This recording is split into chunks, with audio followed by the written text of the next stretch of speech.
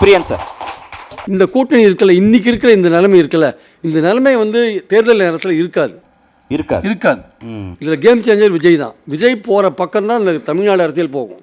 நீங்கள் வேணால் பாருங்க. அவ்வளோ ஒரு மாதத்திற்கு முன்பான நிலைப்பாடுன்னு அவர் தெளிவுபடுத்திட்டார். விஜய் போகிற அந்த விஜயோட மூமெண்ட் அடிப்படையில் தான் இந்த கூட்டணிகள் இறுதியாகும். ஆக்சுவலாக விஜய் தனியாக நின்றானா அது ஒரு டைனமிக்ஸு, விஜய் அதிமுகவோட சேர்ந்தார்னா அது இன்னொரு டைனமிக்ஸு, விஜய் அதிமுக பாஜகவோட சேர்ந்தார்னா அது வேற ஒரு டைனமிக்ஸு. ஸோ இதெல்லாம் வந்து பார்க்கும்போது விஜய் அதிமுகனா பல கட்சிகள் விஜய் அதிமுகவில் வரதுக்கான வாய்ப்புகள் இருக்குது. விஜய் அதிமுக பாஜகனா அது வேற டைனமிக்ஸ், திமுகவுக்கு வெற்றியை கொடுக்குற ஒரு டைனமிக்ஸ் ஆக்சுவலாக பாஜக இருக்கிறதுனால.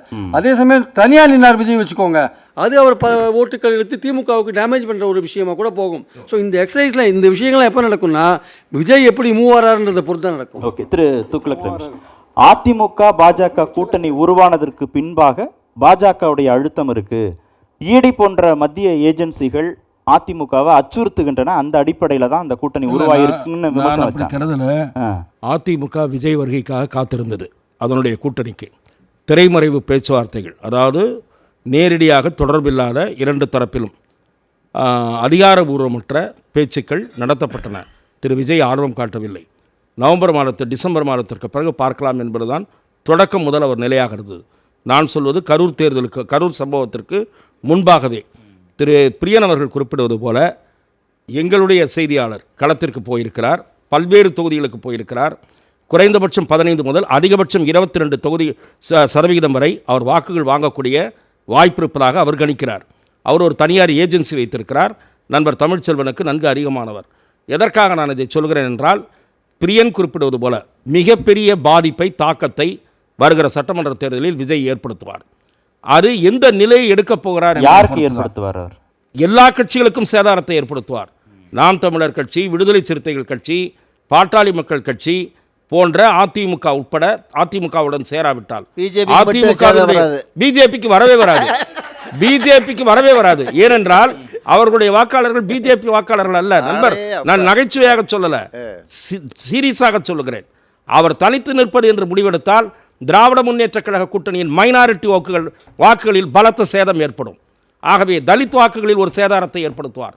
ஆகவே அவர் என்ன நிலை எடுக்கப் போகிறார் என்பது வெதர், அது மட்டும் இல்லை, அவரோட யாராவது 1-2 பேர் ஸ்மாலர் பார்ட்டிஸ் சேர்றாங்களான்றது முக்கியம். He will be, whether he is going to be a spoiler or he is going to be என்ன ஒரு வடிவம் பெறுவாரா அடுத்த கட்ட நகர்வுக்கு. இல்ல, இப்ப நீங்க சொல்றத வச்சு பார்க்கும்போது பாஜக அதிமுகவோட இருக்கிறதுனால தாவேகா உள்ள வருவதில் ஒரு இல்லை, நான் அதை சொல்லல. நான் வந்து திரு விஜய் அவர் திரு பிரியன் சொன்ன மாதிரி it may be a remote option. திராவிட முன்னேற்ற கழகத்தை வீழ்த்துவது தான் எனக்கு முக்கியம். ஏனென்றால் இவர்கள் துரத்துகிறார்கள், இவர்களை வீழ்த்த வேண்டும். இதெல்லாம் அப்புறம் நீங்கள் வந்து அப்போ கேள்வி கேட்பீங்க, என்ன பிஜேபி எதிரின்னு சொன்னீங்களே, அது திருப்பி அவர் பதிலுக்கு நிறைய கேட்பார். காங்கிரஸ் இந்த கூட்டணியில் இருந்த முரண்பாடுகள்லாம் கிளறுவார். அதெல்லாம் நான் தான் சொல்கிறேன்னே, it is only an electoral understanding. யார் அந்த கூட்டணியும் கொள்கை கூட்டணி கிடையாது, இந்த கூட்டணியும் கொள்கை கூட்டணி கிடையாது.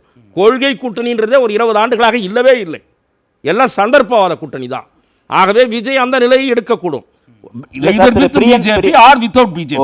பிரியன் சார் சொன்னாரு, ஆட்சி பொறுப்பிலிருந்து திமுகவை அகற்றியே ஆகணும்ன்ற எண்ண ஓட்டம் மக்கள்கிட்ட இல்ல. ஆனா அதிருப்தி இல்லை. நான் அதுல இருந்து மாறுபடுறேன். எதிர்த்தரப்பு மிக வலிமையாக கட்டமைக்கப்படுமானால், நீங்கள் வந்து இவங்களுக்கே கூட சொல்றேன், வெறும் ஏடிஎம்கே பிஜேபி தமாக அல்ல, இன்னமும் இருக்கிறது யுனைடெட் பிஎம்கே, அதை உள்ள கொண்டு வர்றது. யுனைடெட் பிஎம்கே உள்ள கொண்டு வரலாம், தேமுதிக கொண்டு வரலாம், புதிய தமிழகம் வெளியே போச்சு, அதை உள்ள கொண்டு வரலாம்.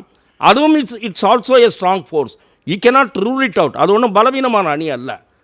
இதுக்கு இருக்கக்கூடிய ஆன்டி இன்கம்பன்சி ஃபேக்டரோட மேட்ச் பண்ணும்போது அதுவும் ஒரு வல்னரபிள் ஃபேக்டர் தான். ஸோ இதுக்கு நடுவில் தேர்டாக விஜய் நின்னாருன்னு வச்சுங்க, ஸ்பிளிட் எப்படி பண்ணுவார் தக்க வைக்க முடியலன்னு நாங்க வாதம் பண்றாங்க. என்டிஏல இருந்த ஓபிஎஸ்ஓ டிடிவியோ இல்ல, நிச்சயமாக அதுதான் நான் சொல்றேன். அது வந்து என்ன வேணா நடக்கலாம் சார். விஜய் வந்து ஓபிஎஸ் டிடிவி அக்செப்ட் பண்ணிட்டு போனார்னு வச்சுங்க, அது ஒரு அலையன்ஸ் ஆகலாம். அல்ல அப்படி இல்லைன்னு வச்சுங்க, விஜய்க்கு இன்னும் ஸ்டில் மைண்டில், அவர் மைண்டில் சில நண்பர்கள் சொல்லுகிறார்கள், விவரம் தெரிந்த நண்பர்கள், உள்வட்டங்களை அறிந்த நண்பர்கள் சொல்கிறார்கள், காங்கிரஸ் அவர் மைண்டில் ஓடிக்கிட்டே இருக்குன்றாங்க. காங்கிரஸில் ஒரு தனி கோஷ்டி உருவாயிருக்கு விஜயோட போகணும்னு. அதில் முக்கியமாக இருப்போர் ராகுல் காந்தியின் நண்பர் என்று குறிப்பிடப்படுகிற பிரவீன் சக்கரவர்த்தி. பிரவீன் சக்கரவர்த்தி யூகம்லாம் இல்லை, இதெல்லாம் பூரா வருது. மாணிக்கம் தாக்கூர், மாணிக்கம் தாக்கூர், விஸ்வநாதன், செல்லக்குமார் உட்பட பலர், ராஜேஷ்குமார், இவர்களெல்லாம் விஜய் என்பற ஆப்ஷனை பரிசீலிக்க வேண்டும், நமக்கு ஆட்சியில் பங்கு கிடைக்கும், அதிக சீட்டு கிடைக்கும் என்கிறார்கள்.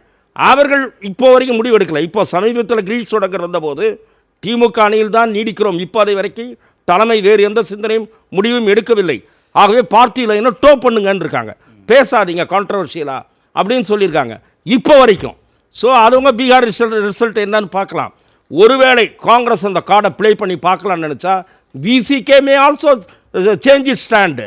அதனால நீங்கள் அரசியல் போவாங்க, விஜய் காங்கிரஸ் ஒன்று வந்ததுன்னா you cannot rule it out. ஏன்னா there is so many possibilities in the coming months தான் நான் நினைக்கிறேன்.